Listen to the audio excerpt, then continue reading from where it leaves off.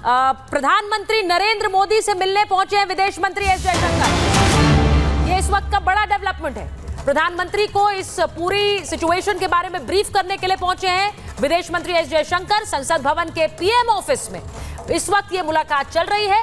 बांग्लादेश के हालात पर ये चर्चा हो रही है क्योंकि शेख हसीना, बहुत बहुत इंपॉर्टेंट है ये, शेख हसीना इस वक्त भारत में है और शेख हसीना बांग्लादेश छोड़कर भारत पहुंची हैं। इस पूरे हालात पर ब्रीफ करने, उन्हें जानकारी देने प्राइम मिनिस्टर नरेंद्र मोदी को external affairs minister S Jaishankar पहुंचे हैं। ये मुलाकात इस वक्त संसद भवन के पीएम हाउस में हो रही है, पीएम ऑफिस में हो रही है। ये आपको बता दूं, मेजर जनरल जीडी बख्शी भी जुड़ गए हमारे साथ। मैं आ रही हूं, कल तूर आ रही हूं आपके पास। मैं एक बार major general GD Bakshi sir, अगर आप मुझे सुन पा रहे हैं, बहुत बड़ा डेवलपमेंट है। मैं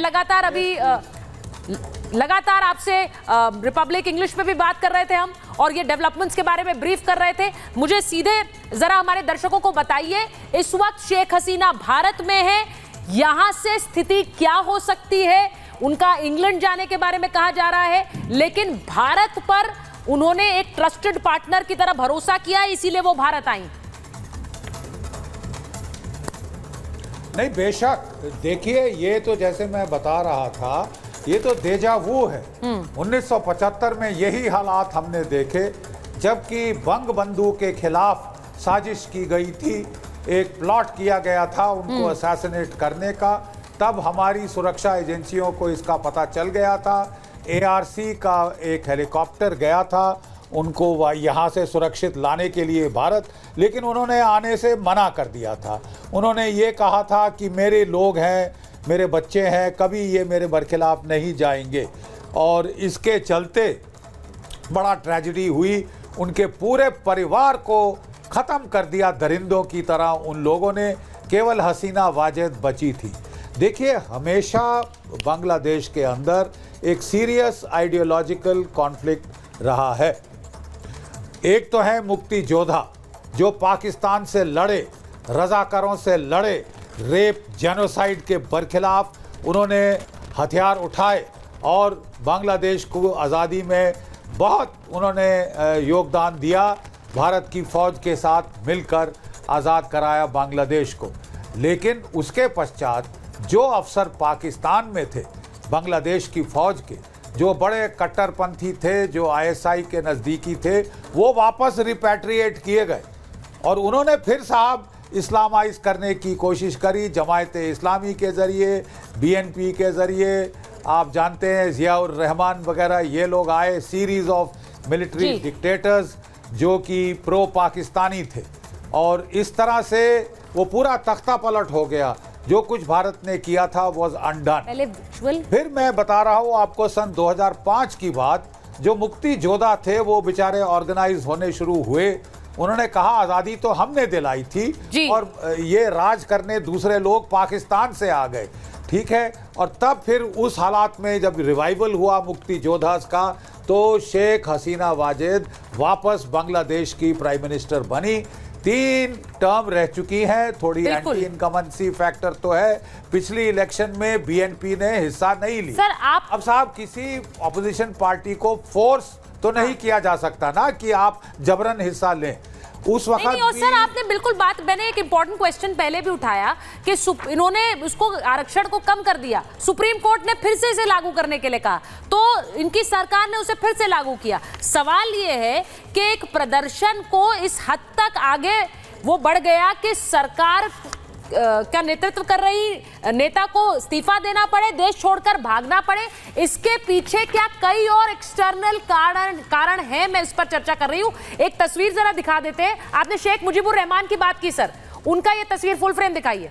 उनका जो वहां पर मूर्ति बनी हुई है, स्टैच्यू बनी हुई है, उस स्टैच्यू को ग्रिड हटाइए। उस स्टैच्यू को किस तरह से वहां लोग चढ़ गए और उसे तोड़ा जा रहा है। अब देखिए, जब बांग्लादेश अलग देश बना और आजादी की लड़ाई के बाद बना, तो जो हीरो थे वो आज देखिए उनकी मूर्ति को कैसे ये चढ़कर तोड़ रहे हैं। ये आज की तस्वीरें आई हैं। अब आपको बताती हूं, जो बात जीडी बख्शी सर कह रहे थे, 2 बार शेख हसीना ने मौत को मात दी है। 2 बार कैसे उनके खिलाफ हमला हुआ था। 1975 में शेख परिवार पर बड़ा हमला हुआ और शेख परिवार की ज्यादातर लोगों की उस वक्त हत्या कर दी थी। और हसीना के जो माता पिता थे, 3 भाइयों का भी उसमें कत्ल हो गया था।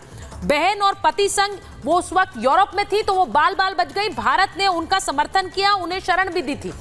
अब एक बार फिर से 2004 में शेख हसीना पर ग्रेनेड अटैक हुआ था, तो सोचिए उसमें वो पूरी तरह से घायल हुई थी, लेकिन उसमें भी बची थी। एक बार फिर आज जिस तरह की तस्वीरें आई, ऐसा लग रहा था कि शेख हसीना टारगेट पे थी, लेकिन वो वहां से बचकर निकल गई। अब मैं इसी पर पूछ रही हूं कर्नल सिंह, शेख हसीना का भारत आना इस वक्त सिर्फ बांग्लादेश की तस्वीर नहीं है, it is about different countries, यानी अलग अलग देशों के परिप्रेक्ष्य में आप इसे कैसे देखते हैं? क्योंकि इसे पाकिस्तान कैसे देख रहा है, चीन कैसे देख रहा है और भारत कैसे ले रहा है? और चीन और पाकिस्तान की बात जितना कम करें वो ज़्यादा अच्छा है, क्योंकि वहाँ तो इस समय खुशियाँ मनाई जा रही होंगी, क्योंकि उनका एक टॉप एनिमी नंबर 1 इन बांग्लादेश जगह से हट गया है। उनके यहाँ सिवाय सेलिब्रेशन के और कुछ नहीं हो सकता।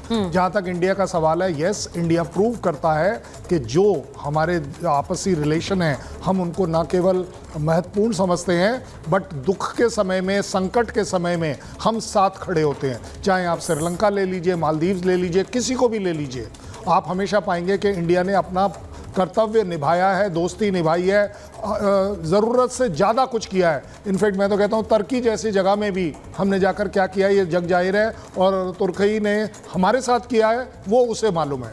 सबसे बड़ी बात यह है कि दुनिया में शेख हसीना को इंडिया चूज़ करा as a immediate getaway, ये अपने आप इंडिया की रेपुटेशन बताता है कि किस तरीके से इंडिया अपने बायलैटरल रिलेशंस और इंटरनेशनल रिलेशंस निभाता है। ये उनकी मर्जी है इस समय कि वो लंदन जाना चाहें, फिनलैंड जाना चाहें, कहीं भी जाना चाहें, लेकिन उनके एक स्मूथ ट्रांजिशन के लिए अपने बांग्लादेश से किसी भी और जगह जाने में जिस तरीके से भारत मदद कर रहा है, आई थिंक इससे ज़्यादा कर भी नहीं सकता। We are being very very humanitarian कि एक वो इलेक्टेड प्राइम मिनिस्टर जिसको के हटाया गया है, उसको एक एटलीस्ट तस्वीरें चलाइए।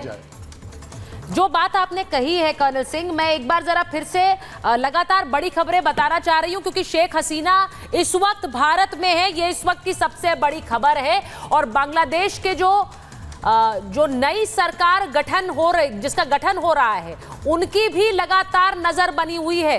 अब ये कहा जा रहा है कि मोहम्मद यूनुस बन सकते हैं बांग्लादेश के नए प्रधानमंत्री, ये खबर आ रही है। मोहम्मद यूनुस बांग्लादेश के नए प्रधानमंत्री हो सकते हैं। अब सवाल ये है, शेख हसीना देश छोड़कर निकली, वो भारत आई है क्योंकि उनका भरोसा भारत में था। ऐसे में उनकी जाने के बाद जो सरकार बन रही है, उसका रिश्ता और उसकी किस तरह की एक भारत की सरकार के साथ काम करने की इच्छा होगी, उसको लेकर भी एक सवाल है। क्योंकि ये बार बार कहा जा रहा है कि बहुत से हिंदू शरणार्थी बांग्लादेश से बंगाल की तरफ आ सकते हैं, ऐसे में उनके साथ सहयोग करके काम करना भी जरूरी होगा मेजर तूर। लेकिन क्या वो संभव होगा? क्योंकि शेख हसीना तो भारत के साथ और मैत्री के साथ काम कर रही थी, लेकिन ये जो नई इलेक्टेड गवर्नमेंट होगी, इसका क्या होगा? सुचारुता, पहली चीज तो आप रीसेंट हिस्ट्री को देखिए, जो रेडिकलाइजेशन का रेट बढ़ा है, जो पिछले साल इनका एंटी हिंदू रायट हुआ है, जिसमें हिंदुओं का खुलेआम कत्ल किया गया था सड़कों पे, तो अभी आप देखेंगे कि अभी शेख हसीना जी डीब्रीफ करेंगी। She will also have a word with Jaishankar sir, she will also have a word with RPM. तब असली बात पता लगेगी कि जनरल वकार जमान का माइंडसेट क्या है, whether the Bangladesh army is actually going to take over as the real player and going to place the puppet, that is doctor Mohammad Yunus, who is an economist. तो वो इनका एज अ पपेट इन्हें place करेंगे and खुद general Waqar Zaman will play the shots, will call the cards. दूसरा देखिए, इनके political एग्जाइल्स बहुत ज्यादा है अब्रॉड में, बांग्लादेश में, जब से शेख हसीना की सरकार आई है। तो इंटरनेट बंद और बैन होने के बावजूद जो फंडिंग आ रही है जमात इस्लामी को, और जो फंडिंग आ रही है बांग्लादेश मुस्लिम पार्टी को, तो ये सारी फंडिंग नेटवर्क नेक्सस पैसा बेटा। ये फॉरेन एग्जाइल्स वाले पॉलिटिशियंस भी भेज रहे हैं, पंप कर रहे हैं। और इनको कौन हेल्प कर रहा है? ISI and Chinese intelligence. Because कहते हैं ना 2.5 फ्रंट वॉर, तो एक फ्रंट पाकिस्तान हो गया, एक फ्रंट चाइना हो गया, और ये हाफ फ्रंट अब इन्होंने बांग्लादेश ऐसे इस्टेब्लिश करने के चक्कर में। तो it is very critical for the Indian intelligence agencies and the military right now to take a very alert stance and seal the borders with Bangladesh with immediate effect, ताकि कोई ऐसा वारदात या हादसा ना हो जाए जिसको हम अभी सिर्फ बांग्लादेश की पॉलिटिकल प्रॉब्लम को देखिए आपने बड़ी